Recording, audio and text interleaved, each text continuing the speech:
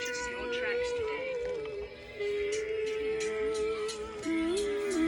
ข้อยเป็นคนบ้านนอกอาชีพเฮ็ดหน้าคงบ่มีปัญญาเบิ่งแย่งเจ้าหลอกชีวิตของเจ้าอนาคตยังไกลจะต้องคั่วมันไว้เมื่อมีโอกาสจะบ่ต้องสนใจว่าเขาสิเป็นแนวไหนอนาคตของเจ้ามันยังยาวไกลชีวิตของเจ้ามันยังสดใสเรื่องราวของเฮาข้อยสิจดจำไว้ทุกสิ่งทุกอย่างที่ข้อยทำลงไปอยากให้เจ้าฮู้ไว้ว่าข้อยเฮ็ดเพื่อไผอนาคตของเจ้ามันยังยาวไกลชีวิตของเจ้ามันยังสดใสบ่อยากยื้อเจ้าไว้เลยปล่อยเจ้าไปข้อยบ่มีอีหยังสิให้เจ้าไล่ชีวิตของเจ้าอนาคตยังไกลจะต้องคั่วมันไว้เมื่อมีโอกาสจะบ่ต้องสนใจว่าข้อยเป็นแนวไหนอนาคตของเจ้ามันยังยาวไกลชีวิตของเจ้ามันยังสดใสเรื่องราวของเฮาข้อยสิจดจำไว้